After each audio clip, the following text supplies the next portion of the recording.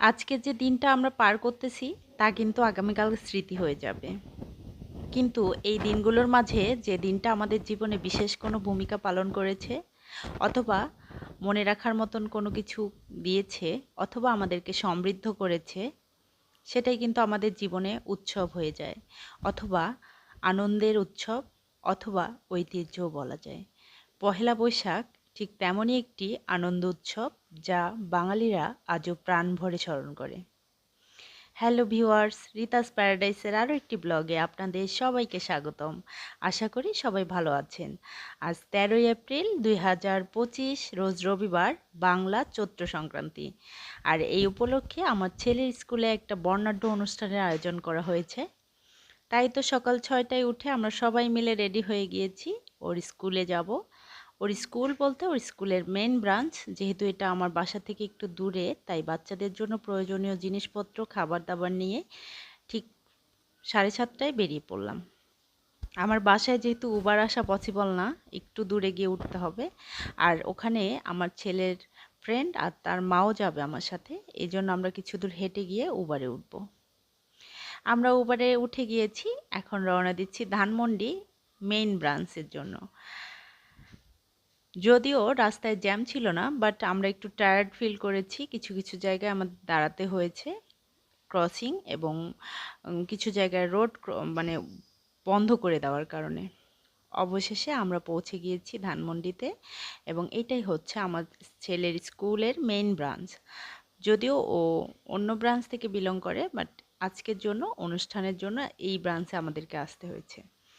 তো অনুষ্ঠান উপলক্ষে একদম সাজ রব, পুরো স্কুল সাজানো হয়েছে বর্ণিলভাবে।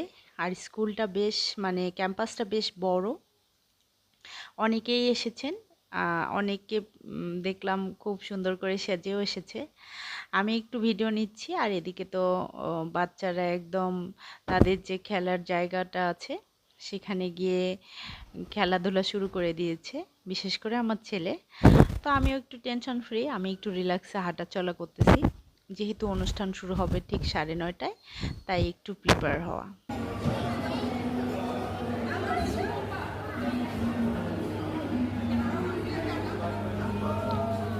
তো কিছুক্ষণ নিচে ঘোরাঘুরি শেষ করে বাচ্চাদেরকে হালকা পাতলা নাস্তা খাওয়ানোর পর চলে গেলাম উপরের অডিটোরিয়ামে। আমরা পৌঁছাতে পৌঁছাতে অনুষ্ঠান শুরু হয়ে গিয়েছে। ততক্ষণে কিন্তু কোরআন তেলাওয়াত হয়ে গিয়েছে এবং এরপরে গীতা পাঠ শুরু হয়ে গিয়েছে।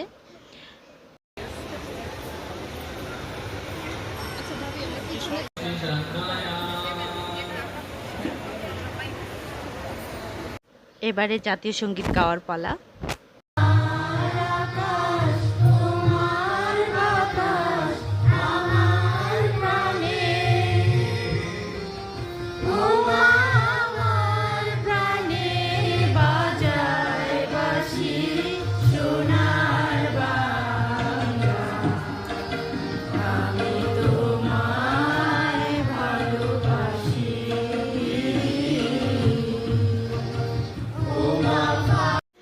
এর পরপরই শুরু হয়ে গেল মূল অনুষ্ঠান। আর মূল অনুষ্ঠানে যারা আজকে পারফর্ম করতেছে তারা কিন্তু একটা কম্পিটিশন থেকে এসেছে।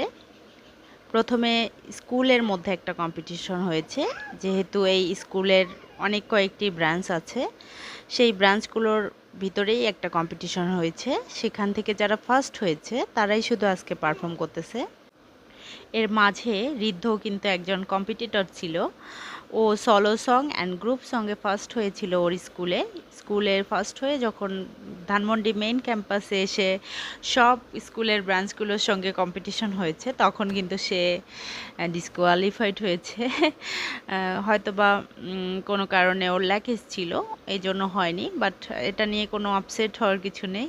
এটা ফার্স্ট সেকেন্ড থার্ড কোনো ইস্যু না। ও পারফর্ম করেছিল, তাতেই কিন্তু আমি এবং ওর বাবা খুব খুশি ছিলাম। তারপরও আজকে ওদের একটা পারফরমেন্স রেখেছে, যারা কিনা ডিসকোয়ালিফাইড হয়েছে তাদের জন্য একটা ছিল যে ফ্যাশন শোতে জয়েন করবে তারা, আর যারা এর মধ্যে ফার্স্ট সেকেন্ড থার্ড হয়েছে তাদেরকে আজকে এই অনুষ্ঠানের বিভিন্ন পারফর্ম করানো হচ্ছে, এবং তাদের ওই দিনের যে সংগুলো বা ডান্সগুলো দিয়ে তারা পারফর্ম করেছিল সেগুলোই আজকে করা হচ্ছে।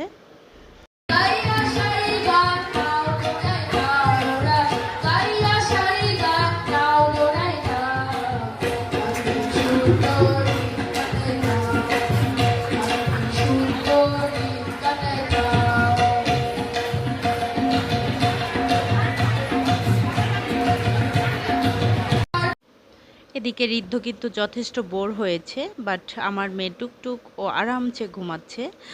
ঋদ্ধর বোর হওয়ার কারণ হচ্ছে ও এত শান্তভাবে এতক্ষণ বসে থাকতে পারবে না, ও নিচে গিয়ে খেলবে। নিচে যেহেতু খেলাধুলার এত সুন্দর রাইড আছে, ও কেন এখানে বা এতক্ষণ বসে থেকে বোর হবে, ওর কথা এটাই।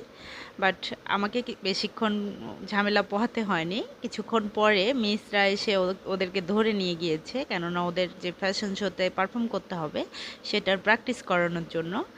আর এদিকে ঋদ্ধর ফ্রেন্ডের যে ছোট বোন, ও একদম ফুল এনজয় করতেছে।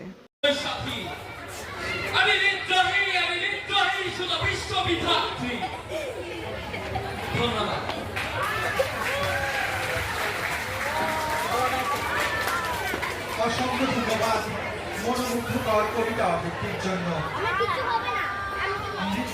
এখন চলুন আমরা সুন্দর একটা ডান্স উপভোগ করি।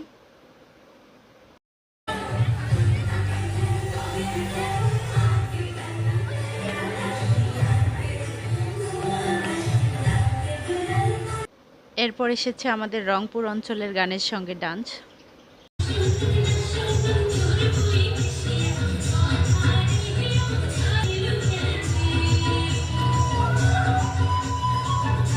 মধ্যে সবথেকে বেস্ট ছিল এটা।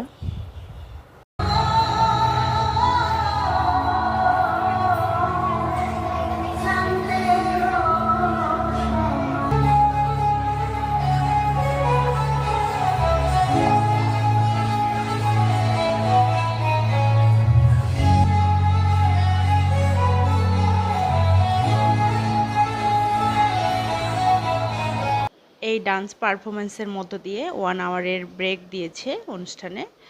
আর যেহেতু 1 আওয়ার অনেক লম্বা টাইম, আর আমাদের ক্ষুধাও লেগেছে, ভাবলাম যে একটু স্কুলটা ঘুরে দেখা যাক। আর এখানে কিন্তু 3rd ফ্লোর যেটা, সেখানে মেলা হচ্ছিল।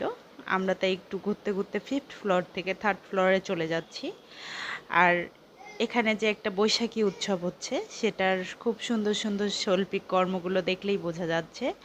আর যারা এগুলো করেছে অবশ্যই তারা অনেক ট্যালেন্ট। আর এগুলো কিন্তু আমাদের বাংলার ঐতিহ্যকে ধারণ করে। পরে আমরা ঘুরতে ঘুরতে চলে গেলাম মেলার স্টলের দিকে।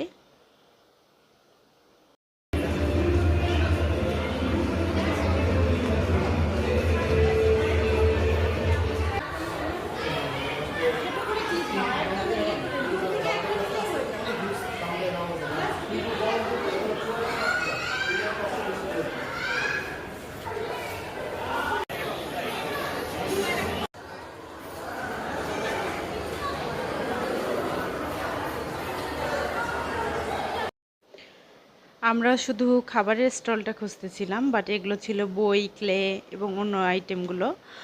অবশেষে ঘুরতে ঘুরতে পেয়ে গেলাম খাবারের যে স্টলটা, বাট খুব বেশি খাবার ছিল না।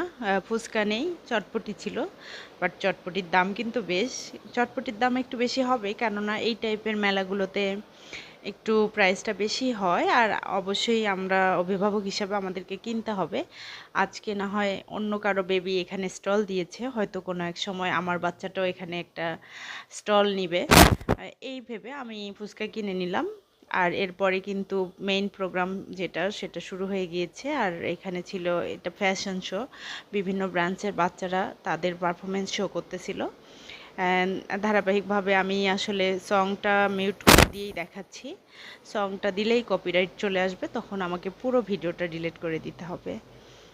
তো সবার পারফরমেন্স বেশ ভালো ছিল। সব থেকে ভালো করেছে বনশ্রী ব্রাঞ্চ, আমার কাছে যেটা বেস্ট মনে হয়েছে।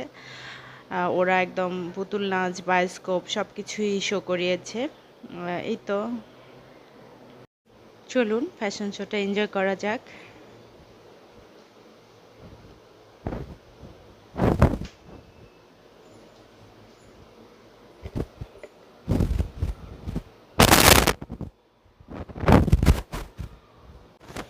এরপর চলে এসেছে ঋদ্ধদের পারফরমেন্স একদম সাদামাটা ছিল, জাস্ট ফ্যাশন শো তো ফ্যাশন শোই করেছে ওরা।